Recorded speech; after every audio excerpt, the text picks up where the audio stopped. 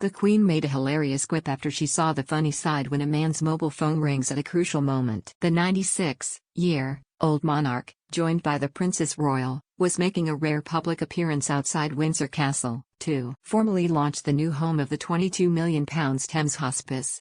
Just as she was introduced to Graham White and his wife Pat, who has stage 4 cancer and is receiving respite care at the centre in Maidenhead, his phone rang.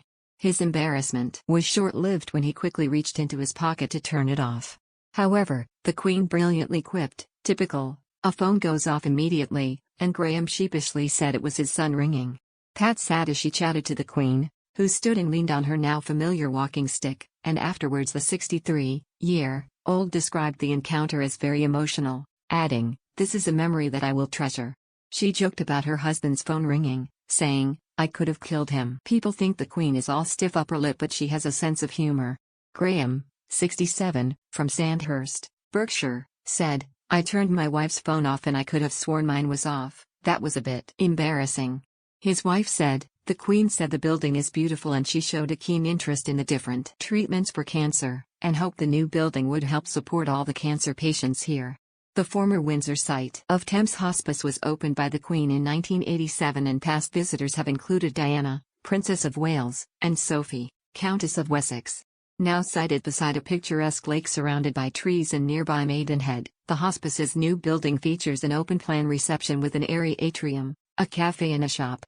Pat and her husband served in the army, with Graham, a former Warrant Office Class 1. Working as a functions manager at the Royal Military Academy Sandhurst when the Dukes of Cambridge and Sussex were training to be officers. She said about the hospice, "When you arrive and walk through the car park, you can feel the love.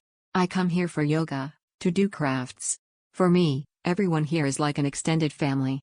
Her husband added, "People have visions a hospice is somewhere you come to die, it's not like that here."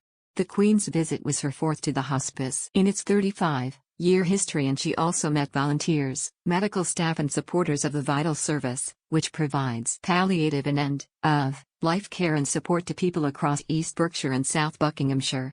Sarah Williams-Kelly, a former nurse who is now a volunteer at the hospice, chatted to the Queen and said afterwards, "She said how lovely the building is and asked me about my role looking after patients and relatives." Local MP and former Prime Minister Theresa May is a supporter of the centre and joined the other guests. Jonathan Jones, chairman of the hospice's trustees, paid tribute to the Queen for her 70-year reign, and she smiled warmly as she received a round of applause. Jonathan told the gathered guests, "We are particularly thrilled, Mum, in this exceptional Platinum Jubilee year, you are here today, and I'm sure everyone will join in congratulating you on this amazing milestone and for your 70 years of service to the country." The Queen left after signing the visitor's book, while Anne stayed to visit hospice patients in the 28-bed inpatient department. The hospice's chief executive, Debbie Raven, said, "To know the royal family and especially the Queen are interested and are looking out for us means so much, not just to us but to our patients.